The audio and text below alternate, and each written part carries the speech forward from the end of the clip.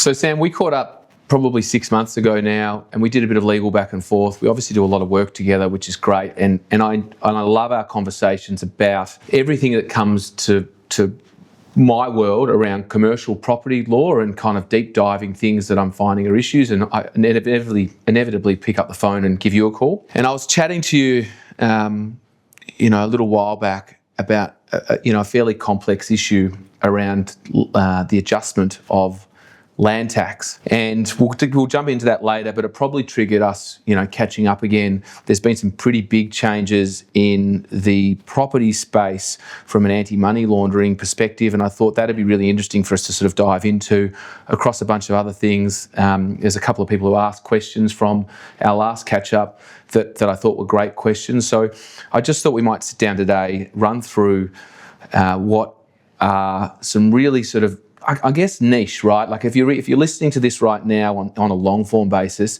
you're a bit of a property law nerd. Yep. And that's kind of what I enjoy this with you. Like we kind of really deep dive into stuff that's pretty niche. So, mate, thanks for taking the time again to sort of do this, and hopefully we can kind of keep this going because it is enjoyable. The world's always kind of changing. There's new things that come to us, and it is good kind of working through them. So, firstly, the anti-money laundering thing has been talked about for a while in our space. I remember getting a call from someone who was a bit of a consultant in that space, probably maybe 12 months ago now, and they said, "Hey, it'll come up on you quick." And we thought, "Oh yeah, good one." It was kind of a cash grab of kind of getting us engaged with this. But I thought, we don't need to worry about this for now. But all of a sudden, we're in July, and it's on us. That's exactly right. So, firstly, probably from a real estate perspective, because there are a lot of people that kind of that are going to be listening to this and thinking to themselves, what are their obligations if they don't already know? And you probably should know, but maybe because of the recent changes in the budget, there haven't been too many transactions from July 1 for people to worry about. So tell me about what the obligations are around AML. Yeah. So from the 1st of July, real estate agents, lawyers and accountants are now captured by what are called the tranche 2 arrangements, which essentially dictate that businesses that provide designated services are, transfer of property, sale of shares, any money coming into your trust account, they are all considered designated services. And therefore, if you're providing those designated services, whether you're an estate agent or a lawyer, you need to have an AML CTF program, which assesses the risk of the type of service. So AML we've touched on, that's anti-money laundering. What does CTF stand for? Well, CTF is the counter-terrorism financing, not as great an issue in Australia. So what you're saying basically is real estate agents need to identify terrorists. Is that kind of... That is certainly part of it. And what we all need to do is, it really comes down to this customer due diligence, and everyone's heard the expression that banks have used for a long time around KYC, knowing your customer. So in our context, it's if you are acting for a vendor selling the property, you need to understand who the beneficial owners are, so it is the verifying their identity, undertaking company searches, doing PEP searches, which is a politically exposed person. So as an agent, right, I'm sitting down there doing a transaction with a guy. We eventually reach terms on a sale of, say, $4 million on an investment property. And for lack of a different example, because I'm in industrial, it's a warehouse in Dandenong South. Yes. What are my obligations to read on? I mean, as agents, I feel like we've got a reasonably good EQ, but potentially we're not that good with detail. And I think a lot of people like to think real estate agents aren't that trustworthy. So this obligation now is on us to then identify someone who is, potentially funding terrorism, that you think their money might have come from somewhere that it shouldn't have. So what are we actually trying to identify? Yeah, so this is where, and I probably need to come back to you on who your client is, because this is what we need to think about here. Your client in that context is the vendor. So you need to be satisfied around who your client is. So when the money comes in, that then becomes more of a problem for the purchaser's representative. So there's an obligation on an agent to be vetting the purchaser as well, because I mean inevitably that's where the money's coming from. I would have thought that's I'm not 100% sure on that, but I am pretty confident that it is your obligation sits with who your client is. So the guts of it is the agent, albeit they're engaged by the vendor, they still need to act with AML in their mind when it comes to the purchaser. And the reality is, if you're acting for the vendor, the money's not coming from them. So it's unlikely that a vendor is probably going to be the trigger here. It is more likely going to be the purchaser. So as an agent acting for the vendor, you also need to identify whether or not the purchaser of that property has any risks or flags under the AML CTF guidelines. That's exactly right. And so the initial checks are really around the identity, as I mentioned before, the VOI type searches, ASIC searches, trying to establish beneficial interest and ownership. It's only if something from those searches raises a red flag that you then need to kind of delve deeper and start to ask questions about source of funds, source of wealth. Which in the context of a negotiation for a property purchase, will just grind everything to a halt. Yes. So if you all of a sudden thought that the person you were dealing with, how do you identify someone who's money laundering? Like, they might have tattoos up their neck, right? And that might be just that's. But Corey, who does our videos, he's got tattoos up his neck, but I don't think he's into anti-money laundering. So, how are people identifying where funds are coming from? Are they going, okay, they've got a legitimate business, and this is just a side thing, or if they turn up in a tracksuit and a pair of high top sneakers, and they've got tats up in the neck, do you go, oh, well, that's a concern now? Yeah, absolutely. But I think we also need to, I think more broadly about that, because the whole, I guess, this concept of the PEP search and the politically exposed person, centres around, does the person have a role as a government official, member of parliament, where they, I guess, have access to or are more likely to be exposed to kind of bribery and corruption. So just to say, because they've got tats and and sorry to all those people who are tats in a tracksuit, it's exactly fine. Right. Okay. It's guys and girls in suits as well. Yeah.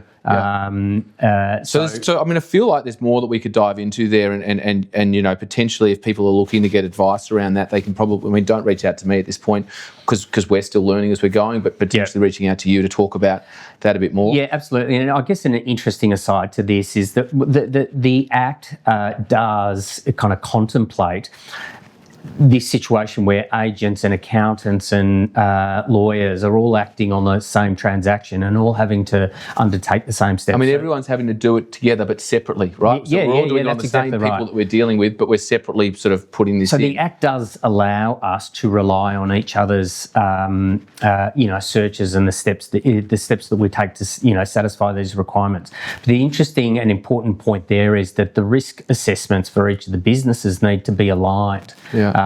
Or you can't then rely on the material. Yeah, interesting. And the other day I actually saw an advertising schedule that came from one of the big four agencies, and I won't name who they were, but they'd allocated an amount of money in that advertising. So outside of heading out to your normal portals where you might advertise in a board or whatever you're kind of doing, photography, they're actually adding in $800 as a line item, because these are the searches and the things that a real estate agency needs to undertake. So there is a cost now to the vendor, and inevitably, the real estate agency's time in kind of doing this. Yeah, that's exactly right. There has to be an increased cost of the transaction.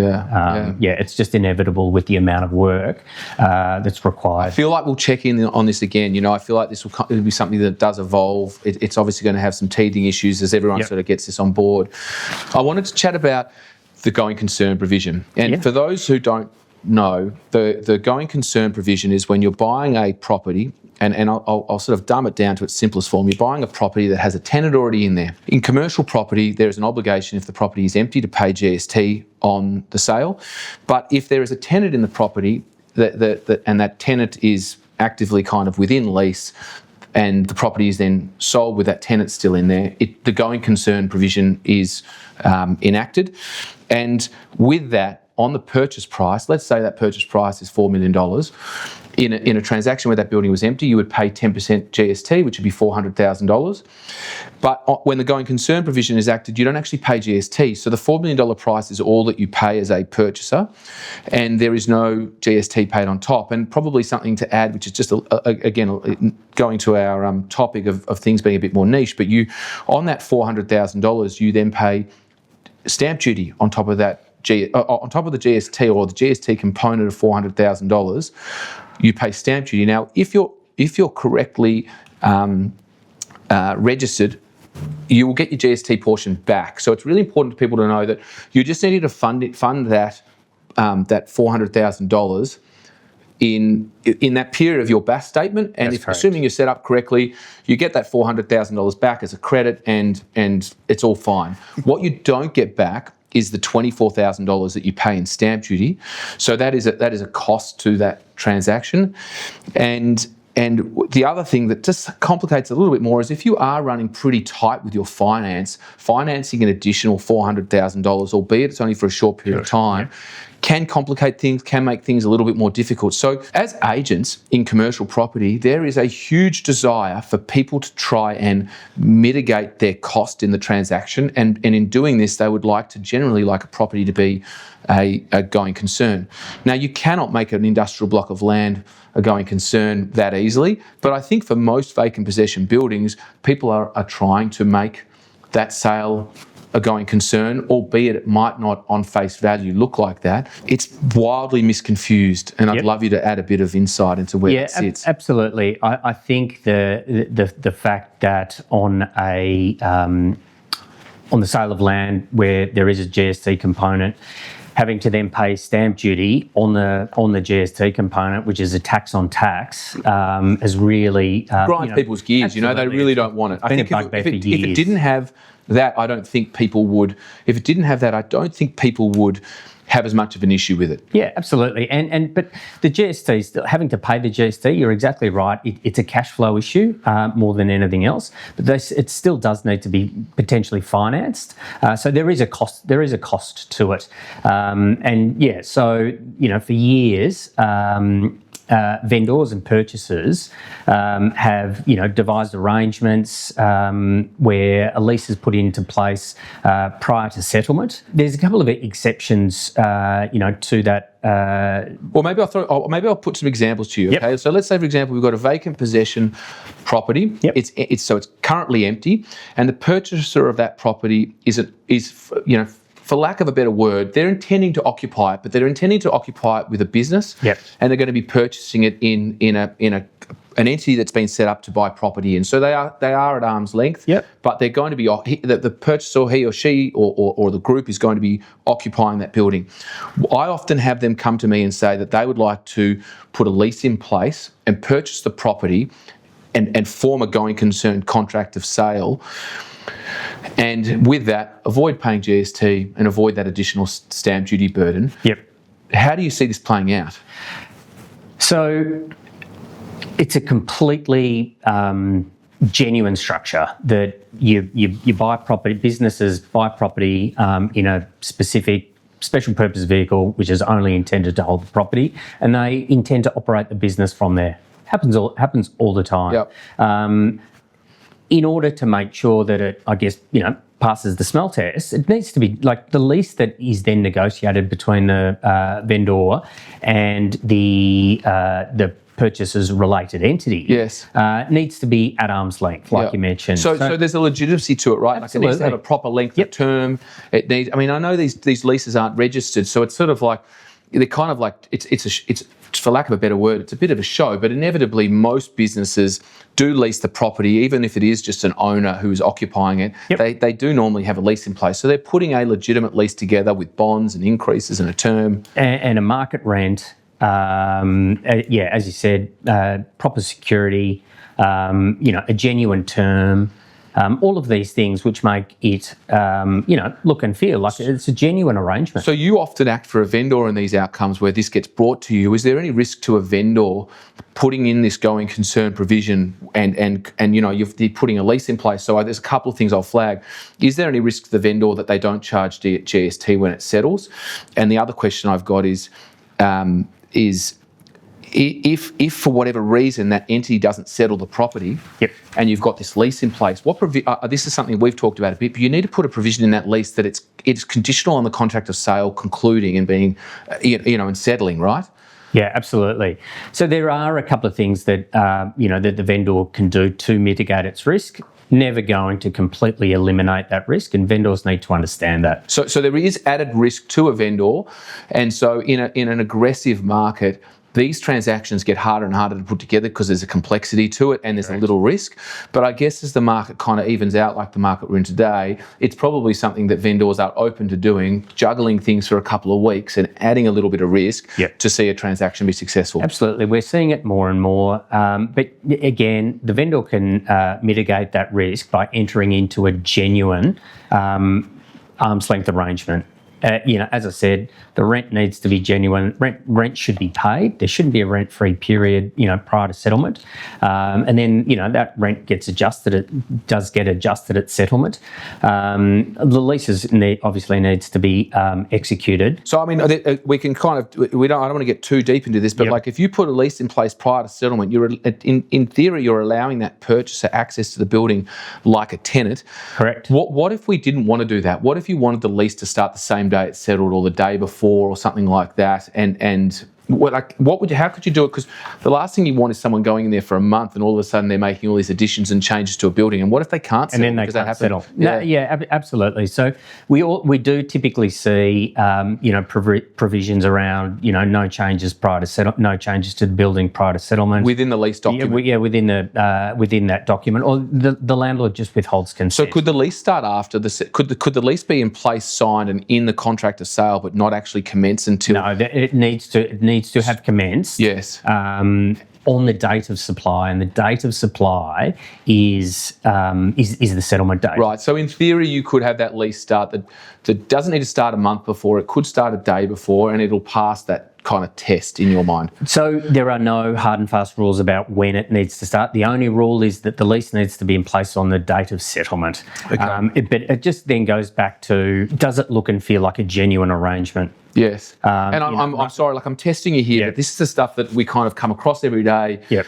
It is something that's really interesting. We are talking about a lot of money and exposure on both vendor and purchaser side. If the purchaser can't do it, then there's exposure to the stamp duty, and also there's exposure to the vendor if they don't charge GST. So the vendor is protected though. 99% of contracts that we see do have GST clawback provisions in there. Yes, but at that point you've already settled the property. Yep. So there is a little bit of risk there that you've got to try and claw back that GST from the purchaser, and really like your options there are only down a legal route. You can't withhold settling the property. That's correct. Yeah. So it's still grey. I know we've uncovered a little bit of stuff there, but it is something that is, it is an interesting provision. Have you ever heard of anyone? Are there any changes to that provision, or do you think it's working for all intents and purposes? Well, I think we're seeing increased cases of it, over the last 12 months. Cases of what? Of vendors and purchasers doing that, entering into lease arrangements. And so, have you seen any adverse effects of these arrangements yet? No. Right. So handling all the transactions you do within your conveyancing team,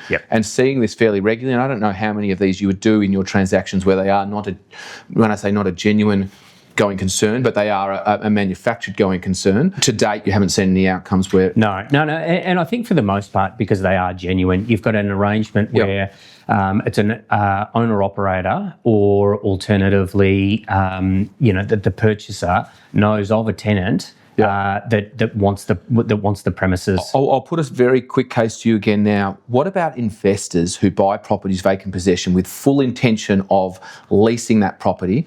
Had it been leased, it would have been a going concern. I understand that if they start marketing the property prior to settlement, there is a justification for it being a going concern. That's a really good point. So in order for the going concern exemption to apply, the lease doesn't necessarily need to be in place. if the property is being actively marketed, Yes. and that term isn't defined. Yeah. So what constitutes actively marketed, is a bit grey. Yes. But I mean, it would make sense that if you were trying, as a purchaser, trying to tick that box, you would at least have it online, potentially have a board out the front of the property and documented those things. Yeah, absolutely, and entertain genuine offers that come in. And so you haven't settled the property yet, but you've signed the contract of sale. The contract of sale is still going to say plus GST, isn't it? Yes. So then how do you manage that going concern provision between solicitors at that point? Yeah, so if the contract has been signed, it would require a deed of variation. Right. And therefore you would require the vendor's cooperation. And so if the contract hasn't been signed, there's no lease in place, you've managed to convince the vendor to say it's a going concern provision. I think it'd be really uncommon. And that sounds really risky to a vendor, right? Because that feels like you're having to tick a lot of boxes that are grey. I think what we see more of is a vendor who has operated, its business from the premises, or alternatively has had tenants in there, the tenants left, and now the vendor wants to sell the property. They will then, their previous tenant leaves, they'll start to actively market it and then go through the sales campaign. So it's feeling like the investor acquisition and treating it as a going concern is a big stretch. Much harder. Yeah, so it'd have to be a very keen vendor to make this transaction happen, because it sounds like there's a lot more risk associated with it there. With that scenario, a hell of a lot more risk for a vendor. So our last phone conversation kind of triggered this catch up. So we'll move on from the going concern side of things.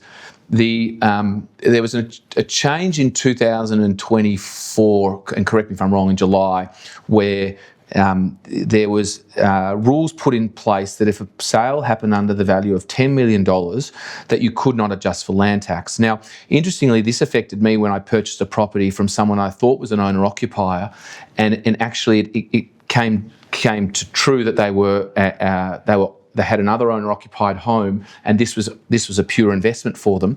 And then I was burdened with paying land tax on my settlement. So this rule came into play where my gut feeling is it was produced to protect purchasers of residential property, so that if they were buying a home from someone that wasn't an occupier, and so then in turn that occupier was paying land tax as an annual outgoing, because it was an investment, that land tax could then be adjusted for. If you haven't if people don't know about that, it's worth having a bit of read into. I think generally it was put together for residential real estate. Agreed. But they seem to have put it around all property when they've done this clause, and they've never adjusted for it, never changed their take on it. So in commercial property, you've got adjustments that take place at settlement. Yep. But for land tax, it's just land tax now, isn't it? Land tax. Yeah, so it's just land tax now. So sub $10 million, you cannot adjust for land tax at settlement. Yeah, that's right. And so if a property is more than $10 million, I guess the theory around their thinking is they're more of a sophisticated buyer, be it residential or commercial. They're sophisticated enough to realise that there is likely to be this outcome, or they should have done their due diligence. So the value is $10 million. And let's say, for example, it is an empty property, and the purchaser, and to give you an example, if a property is worth, let's say the property is worth $12 million. Yep. The land tax on that property is probably $100,000 a year.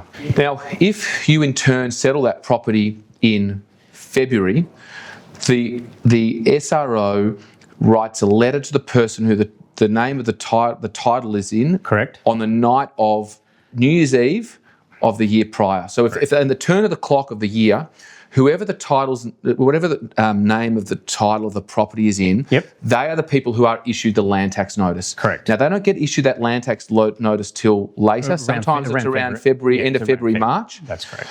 But if you're settling that in February, that land tax notice is going to land with you. And if the property sale is under $10 million, there is no adjustment. But if it's more than $10 million, there is an adjustment. So if you've got $100,000 worth of land tax, let's say, for example, it's right on that brink, and let's just say, for example, it is before or after, you're going to have to deal with the equivalent of 10 months worth of land tax if your purchase is over 10 million. Yeah. Or if it's under 10 million, it's not adjusted for. So it's quite a significant piece. It really is. And that 10 million figure is indexed. Yeah, so this is is indexed every year. Yeah, and this is what we were chatting about, and because I was obviously talking to you about whether it's inclusive of GST amount or not, and then you've uncovered that it's indexed. Yeah, well, it's indexed, and so the number for the 2026 calendar year is 10.7 million, and it'll be indexed again in December. Or 31st of December. So we'll have another figure for the 2027 calendar year. So I want people to be really clear. In commercial property, if you're buying a vacant possession property, it is likely going to incur GST, and I know we were just chatting about that previously with the going concern provision. It's likely going to incur GST. So the number that is the 10 million and now 10.7 is the inclusive of GST number. That's correct. And so if it's plus GST, your GST exclusive number is down at around 9.7. 7 or 8, $9.8 million. And it was, so the original number, if it was inclusive GST, was previously around 9.1. And in commercial property transactions, we always talk about the exclusive GST number. So interestingly, that if you're getting in and around that sort of number of $10 million, give or take 500 grand over the last couple of years, that adjustment, you may not have been aware that it was the inclusive GST number. But what I think a lot of people won't be aware of, and maybe I'm being ignorant here, but I think definitely in the property space, people won't be aware of that indexation. So it is likely that 10.7 million is going to be over 11 next year based on where CPI is for the that annual period. Probably well into $11 million. Yep. And I'd guess that there's plenty of solicitors and conveyancers out there still operating on that $10 million number. And so I think what purchasers and sellers need to be aware is if they are doing a transaction right now and it's somewhere between 9.5 and 11 a bit million dollars, they need to be really aware and acutely aware of where that number is, where it will be, and that number is on the settlement date, or is it on the contract date? No, it's the price that you've agreed to. Yes, but what about the indexation? It feels like it'll be contract date because you can't really guess what the index number will be. I think it'll be I agree. I think it'll be the contract date. We spoke about the commercial industrial property tax first time round. That's now been in place, for over 12 months. What have you seen in that space? Are you seeing, vendors, purchasers price that into transactions? To be frank, I've barely seen one yet where it's been free of stamp duty. Okay. So, I guess for everyone at home, the CIPT tax came in July 1, 2025, and CIPT stands for Commercial Industrial Property Tax, so CIPT. And the tax is basically supposed to encourage commercial transactions to happen more freely, is my understanding. And so more freely without stamp duty burdens. Correct. But with that, there is a 1% annual charge to landowners or to owners of property in commercial property. That's right. That doesn't take place for about 9 more years. It's 10 years. So from the date that the property enters into the CIPT regime, 10 years after that, the property will then be subject to CIPT tax, which is 1% on the improved value of the land. Right. So right now, if you're buying a property today, it is more than likely you will still pay stamp duty unless that property is transacted between now and 13 months ago, being July 1st, 2025. That's exactly. So if you're buying a property that maybe had let's say, for example, it was a land settlement that happened, in the last quarter of last year, and someone's built 2 factories on there. Those 2 factories have subsequently be subdivided. You've bought one of those factories. You probably won't pay stamp duty. That's right. So what do purchasers need to know in the contract of sale? Where is it outlined that there is no stamp duty payable? So the vendor's got an obligation, so will be disclosed in the Section 32 statement, but then also the State Revenue Office certificates that they issue now have a specific form which identifies the nature of the property and whether it's entered into the regime. And so a vendor's going to want to disclose that because it is inevitably making the price of their property less, or the cost to transact less, which means that the purchaser's return on that property is going to be greater. So if they're buying a property for $5 million and you've got $300,000 worth of stamp duty, but then you've got a CIPT I guess, triggered property, that doesn't have that $300,000 worth of stamp duty. Both properties are going to fall under the regime regardless, but one of them doesn't carry stamp duty. Yep. Yeah. So, and my understanding is with CIPT that it cannot be an outgoing for tenants. It is something that is carried by the landlord. Under the Retail Leases Act, it is it's a prohibited recovery item. Yes. But so on commercial leases, you can pass on CIPT. So it is inevitably going to be a tax, especially in the industrial space where most leases are non-retail. It is going to fall in being a future cost to businesses and tenants. And that's right. And this is a Victorian law. So that's Yep. Interesting. So I guess in answer to your question, I'm not seeing it enough yet. I think a little bit more dust needs to settle from the change, and I feel like over the next sort of 12 to 18 months, we'll start seeing more transactions that are that are going to be stamp duty free. Yep. But obviously we'll have CIPT. That makes sense. Yep. One thing that comes up a lot, we manage quite a few thousand properties. And with all of those leases comes a form of security deposit on that lease. Really broadly, I find that bigger leases with larger companies, I more often than not see bank guarantees put in place as that security deposit. And a bank guarantee is basically a piece of paper that we put in a safe that has an amount of money on it that is agreed. And let's say, for example, on a lease that is the equivalent of 3 months' rent. So. Yep. It could be on a $400,000 a year lease. It could be $100,000 roughly of amount of money. And that might be written by Westbank or Commonwealth Bank, and that amount of money is written on there saying that basically there's an irrevocable, this piece of paper is irrevocable. You get $100,000 should the landlord ever need to draw upon that document. They can walk into the bank, hand over that bank guarantee. Now, it's not immediate, but it is within around 24 or 48 hours. They can draw down the whole bank guarantee as a landlord. And it probably is no different to what cash would be, in the sense of if a landlord needed to draw upon the cash bond, it would normally either in retail leases sit in a trust account, or if it's a non-retail lease, could still sit in a trust account or could sit with a vendor in a bank account allocated to hold it. The question that comes up a lot within our space is what is better when it comes to insolvency and it comes to businesses that are going to administration. We're seeing that more and more at the moment, that businesses are, unfortunately, falling to the times that we're in at the moment. What is your opinion around what is better to be held? I think it'll be a bank guarantee every day of the week. Right. And the reason for that is that a bank guarantee is an undertaking from the bank to pay a specified amount of money to the beneficiary of that bank guarantee upon written notice. And so, like you said, it is like cash, but it's actually better than cash because it is an undertaking from the bank. What we see in insolvency situations is if that if it's held as cash, if it is held as cash, yep. And the administrator's appointed, and the landlord hasn't taken appropriate steps to register a security interest over that cash that it's holding. If a liquidator, administrator, receiver is then appointed, that cash deposit becomes exposed. Right. Whereas the bank guarantee, that's an undertaking from the bank. And so it's separate. It's completely separate. So in an insolvency situation, that bank guarantee is completely protected. Yeah. So is there an instance where if someone is now holding that bank that security deposit as a cash position, either with their real estate agency or they're holding themselves, what would you recommend they do at this point?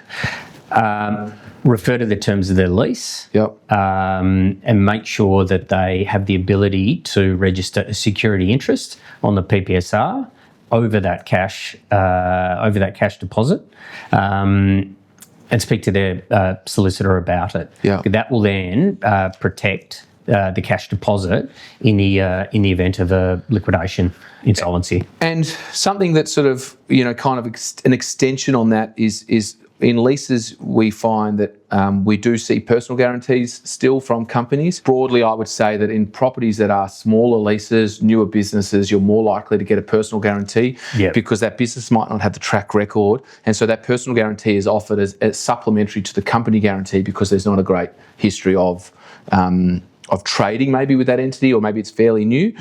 So if a landlord has a personal guarantee on the lease, do you find that adds to the security? And clearly the answer to an extent is yes, but like how much do you, I mean, I guess if a business goes under, the tenant's exposure is the bank guarantee and then any assets left in the business if that goes there. But if there is a personal guarantee on there, do you think that personal guarantee holds a tenant more accountable to their obligations? At the end of the day, it'll really depend on whether the guarantor has any assets.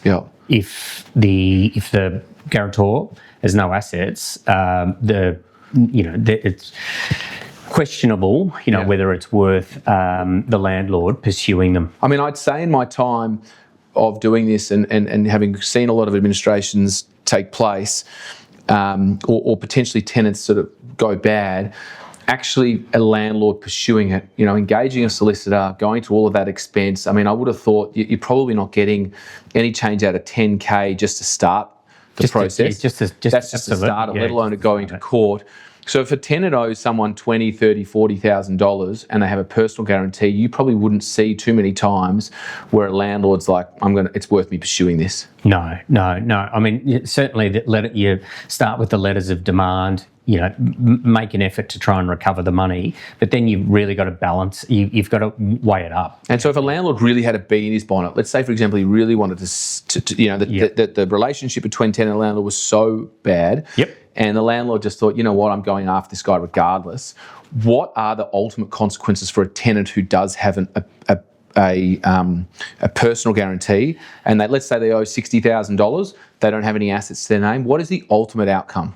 So if a landlord is prepared to take it all the way to the end of the line, and what is that? What's the end of the line? It's bankruptcy. And the end of the line is to court. It's beyond VCAT. Yeah, absolutely. You need to go.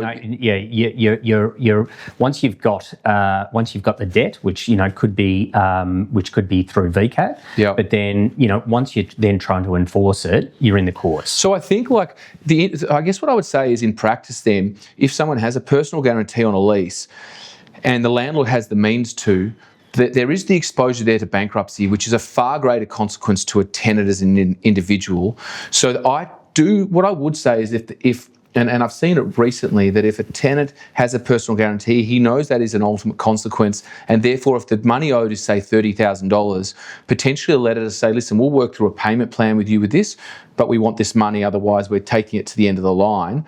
And a landlord might just have a bee in his bonnet that he wants to do that. That may mean that money actually does come back. Yeah, absolutely. And I think, from the tenant's perspective, that's why, our advice to tenants who are under duress is to start the conversation with the landlord as soon as possible. Because then you do, to some extent, mitigate that risk, particularly if you are, you've provided a personal guarantee. You mitigate that risk around, having a vindictive. And I had that. I actually had that a little while ago, where I kind of got to the stage dealing with a tenant and just saying, listen, is this really tenable? Moving forward, is this amount of rent, it's not going to be less next year, your outgoing is going to be greater. Is this really an outcome that you're going to get through?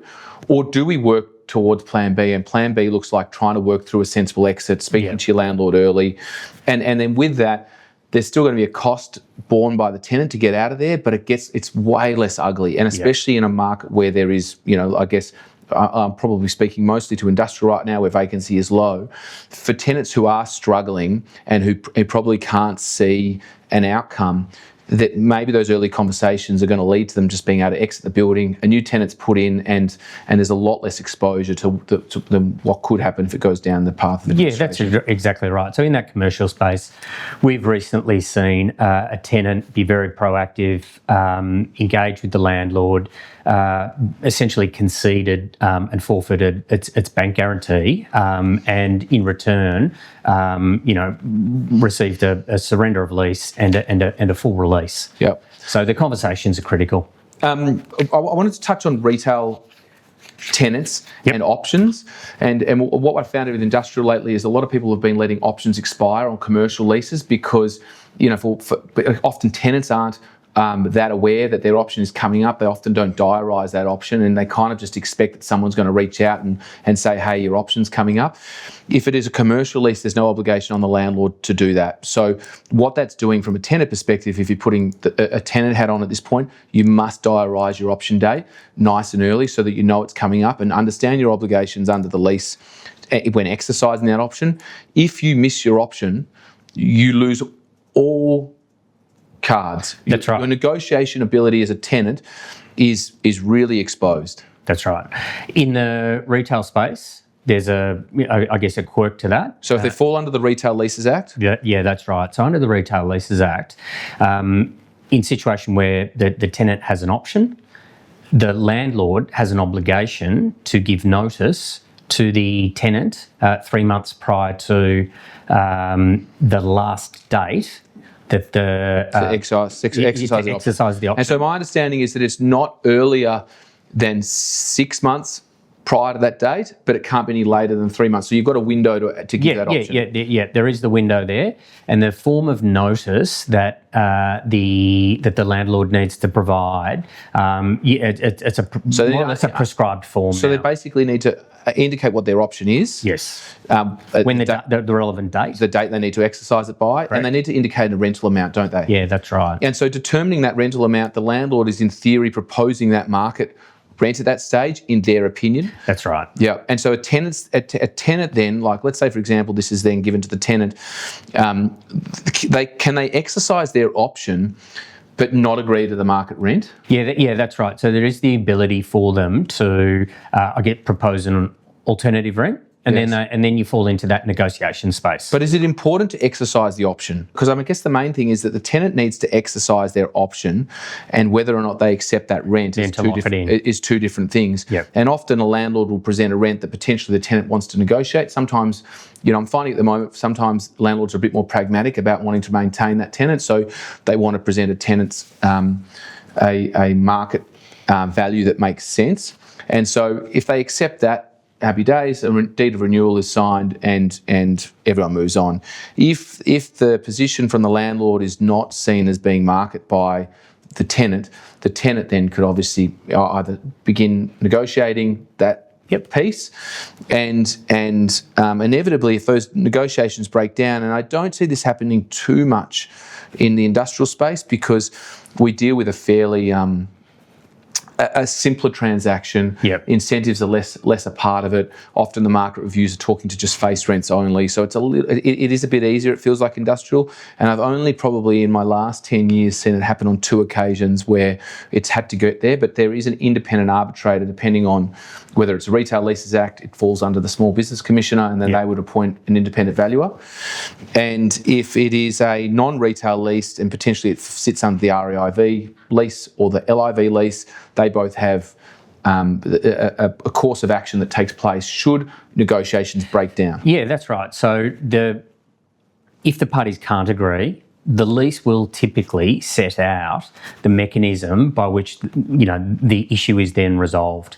And you're right, in the that commercial space, that is typically someone appointed by the REIV, and then retail space, if they can't agree, that it will flow through to the Small Business Commissioner appointing a valuer. Practically, there is a cost there, right? So if you go to the REIV right now and you say to them that you want to, your negotiations are broken down, we want to appoint a valuer. One person can trigger that. Doesn't require both people to trigger that. One person can trigger that, but there is a burden on both parties to pay what was about a year ago about $5,000 each to have that valuer appointed. So it's interesting because a valuation would probably only cost $3,000 or $4,000 if you appointed a valuer, but because of all of the extra people involved, and I guess everyone's snout gets in the trough, it ends up costing landlord and tenant the equivalent of $10,000 total, so $5,000 each. So I think when you are having this argument as a landlord or a tenant, it is important to try and reach that market rent reasonably, and if both people do act reasonably, you should be able to get there with it. Hey, absolutely. And because if it does go down that the independent path, if someone is acting genuinely unreasonably, they're going to not only have the $5,000 cost burden, but they're probably going to end up having to deal with the rent being around where it was. Absolutely, and there's damage to relationships as well. Damage to relationships and uncertainty, during that period of negotiation as well. So, it can be counterproductive. Obviously the negotiation is always the best course. Yeah, nice. Okay, so there's one other thing that it got brought up with me the other day, and this is stepping away from commercial property here, but probably more to residential. I was speaking to a broker, and this broker was working for a purchaser of property. They entered into the contract of sale to buy an apartment in Brunswick. Yep. The contract of sale was entered into at $1.5 million. And 2.5 years down the line, about a week ago, they got called for settlement, and the valuation has come in from the bank at $1,175,000. Yeah. So there is a $325,000 shortfall in what the bank perceives as the true market valuation and what the contract is. So there is now a $325,000 gap. Now, this is something we could talk about this for a long time, but we're obviously trying to increase housing supply and trying to increase people's confidence in buying housing. Yep. And when you're getting these sort of valuations that are so significantly different, and let's say this person is a first home buyer or thereabouts, and they've gone and bought this property for $1.5 million, the likelihood of them having a spare $325,000 to settle that property is highly unlikely, right? Yep. Are you seeing this? Yeah, absolutely. And it's not just in the residential space. We're seeing it in commercial as well, where there is that gap in valuation when settlement is called for. The reality is that the purchaser doesn't really have any options. They've got a contractual obligation to settle on the So due let's date. say, for example, this is just a sole individual. Yep. They put the purchase price of $1.5 million. They've likely already put a 10% deposit down of $150,000. They now have a shortfall of $325,000, and it's likely they've bought this in their own name. So they're personally exposed, no different to what a personal guarantee would be. They're kind of personally guaranteeing the contract of sale and its performance. But on the flip side, right, you've got developers, and the true value is now 1.175. Now, yes, they could take their $150,000 deposit from the purchaser. Yep. Potentially, they would pursue them for costs if they subsequently sold it down. Yep. But there's that's a lot of stuff to go under the bridge in a market that's fairly average right now when it comes to off-the-plan apartments. Yep. So what are you seeing? Are there negotiated outcomes coming? Yeah, absolutely. So we've seen a range of outcomes, in this space over the last couple of years.